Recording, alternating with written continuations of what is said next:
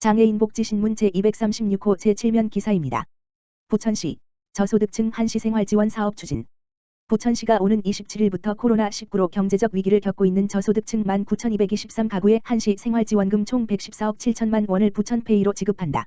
대상자는 기초생활수급자 및 법정차상위계층으로 신분증을 지참한 뒤 주소지 행정복지센터 및 주민지원센터를 방문하여 간단한 신청 절차를 거친 뒤 지급받을 수 있다. 가구주 본인, 복지급여 지급계좌 수령인, 이 직접 수령하는 것이 원칙이나 거동불편 노인이나 장애인일 경우 법정대리인이 수령할 수 있다. 주민등록표에 함께 등재된 배우자 자녀나 가족관계증명서에 등재된 직계존비속이 지급 대상자 및 대리인의 신분증을 지참하여 위임장을 제출하면 된다.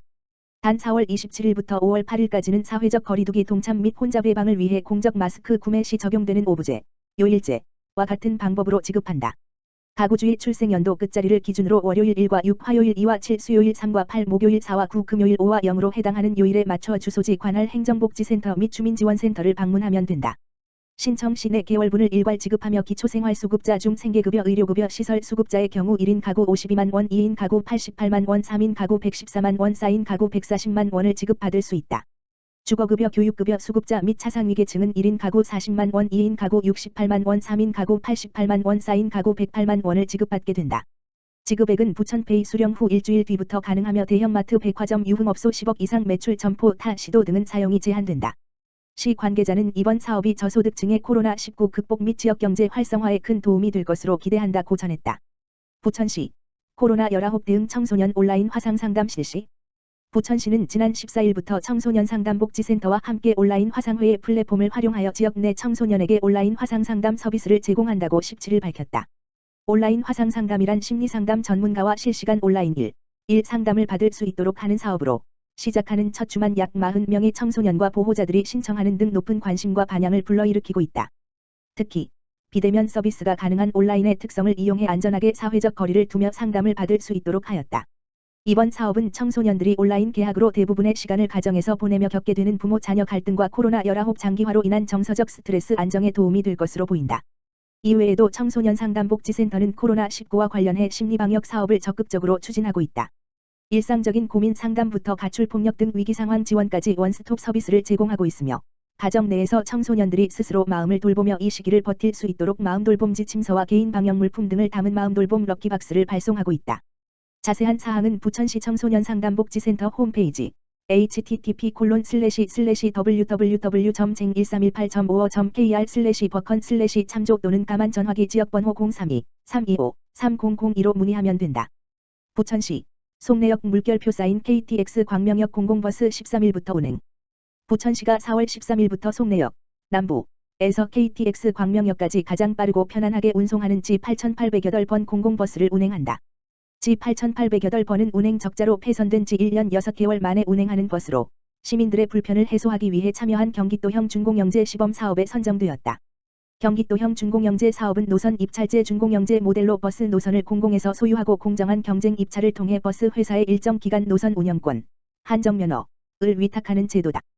따라서 경기도와 부천시, 광명시, 시흥시가 공동으로 운영 적자분에 대한 재정을 분담하게 되었다. 운행 시간은 5시 30분부터 21시 40분까지이며 평일은 30분 간격으로 주말은 40분 간격으로 운행한다. 운임 비용은 경기도 직행 좌석형 시내버스의 운임 및 환승 요금제를 준용했다. 시는 시민들에게 차별화된 서비스를 제공하여 이용 만족도를 향상시킬 계획이다. 친절기사 인증제 및 서비스 평가를 운영하여 버스 서비스 품질을 관리하고 공기 정화시설, 이동형 저장장치, USB, 포트, 공공 와이파이 등 승객 편의시설도 설치했다.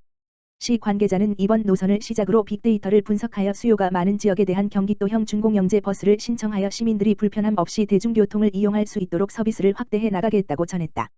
성남시 전국 최초 민간기업 장애인 인식 개선 교육 지원. 성남시는 오는 4월 20일부터 연말까지 350곳 민간기업의 전문 강사를 파견해 직장인 1만 500명의 장애인 인식 개선 교육을 지원한다.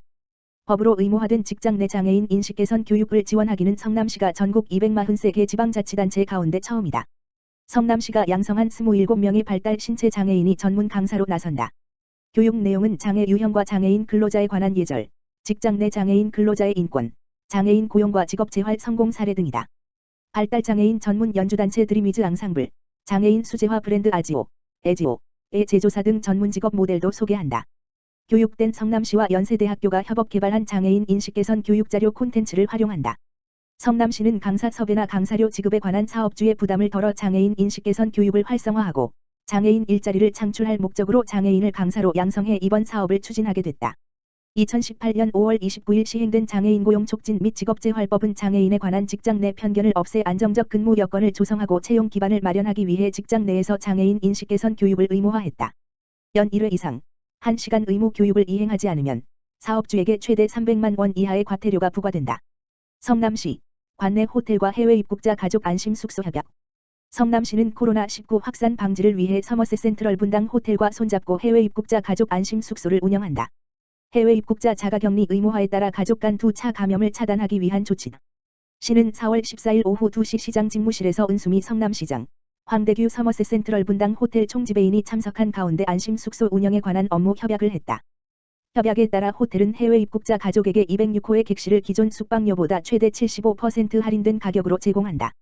시는 호텔과 유기적 협조 체계를 구축하고 안심 숙소 안내 등 행정적 지원을 한다. 이용을 원하는 가족은 해외 입국자의 항공권, 출입국사실증명서, 가족관계를 확인할 수 있는 주민등록등본 또는 가족관계증명서, 신분증 등을 호텔에 제시하면 된다. 안심 숙소는 코로나19 사태가 진정될 때까지 제공된다. 성남시 관계자는 해외 입국자가 자택에서 자가격리하는 동안 가족이 안심 숙소에서 코로나19 감염 위험 없이 안심하고 지낼 수 있도록 한 정책이라면서 가족 간 감염과 지역사회 감염 차단을 위해 많이 동참해 달라고 말했다. 성남시 특수고용직 프리랜서 무급휴직자의 자체 추가 지원. 성남시는 코로나19 사태 장기화로 인해 고용사각지대에 놓인 특수고용직 프리랜서, 피해사업장 무급휴직 종사자 1만 9천 명에게 월 최대 50만 원씩 2개월간 지급한다고 밝혔다. 시는 지난 30일 정부에서 밝힌 취약계층 생계비 지원 사업 중 코로나19로 생계 유지에 큰 타격을 받고 있는 특수고용직, 프리랜서, 피해사업장 무급휴직 종사자들의 지원 범위를 확대하고자 성남형 긴급고용지원 대책을 자체적으로 마련했다. 이는 고용안정망 틀 밖에 있는 이들에게 실질적인 도움을 주는 데 주안점을 두고 신속한 지원을 위해 자격 및 신청 서류를 간소화한다는 방침이다.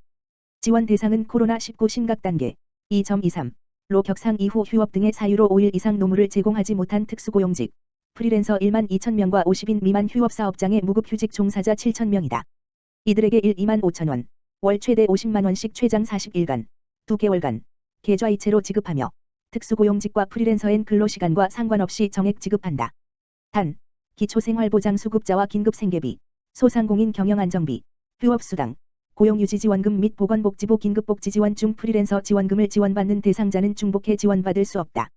지원 대상자는 4월 20일부터 8월 10일까지 온라인, 시청 홈페이지 접속, 과동행정복지센터 방문을 통해 해당 월분, 해당 월 1일부터 말일까지, 을 다음 달 10일까지 신청하면 된다. 단, 온라인 신청은 특수고용직과 프리랜서만이 대상이고, 방문 신청은 5월 1일 이후부터 가능하다. 한편 시는 이번 지원을 위해 4월경 추경 예산으로 100억 원을 확보하고, 성남형 긴급고용대책 TF팀을 꾸려 신속한 지원을 해나갈 방침이다. 부천시의회 의정활동, 유튜브로 소통. 부천시의회, 의장 김동희, 가 제241회 임시회부터 주요 의정활동을 유튜브로 제작해 시민들과 쌍방향 소통을 확대해 나간다. 유튜브 영상을 통해 시의회는 주요 시정 현안과 의원들의 의정활동 등을 소개할 계획이다. 지난 16일에 공개한 유튜브 영상은 지난 제241회 임시회에서 이루어진 5명의 의원의 시정질문, 구두,과 장덕천 시장의 답변을 자막과 함께 편집하여 시민들의 궁금증을 빠르게 해소할 수 있는 영상으로 제작됐다. 또한 부천시 재난기본소득과 관련해 지난 8일 열린 원포인트 임시회 관련 영상도 함께 제작해 시민들의 이해를 도왔다. 부천시의회TV 유튜브 채널은 지난해 3월 개설한 이래 의원과 시민의 소통 창구의 역할을 해왔으며 앞으로 행정사무감사, 청소년의회교실 등 주요 의정활동과 시민참여 프로그램을 접근성 있는 콘텐츠로 제작해 부천시 의정에 대한 관심을 높여갈 계획이다. 부천시의회TV의 영상들은 부천시의회 홈페이지 council.bukon.go.kr에서도 확인할 수 있다.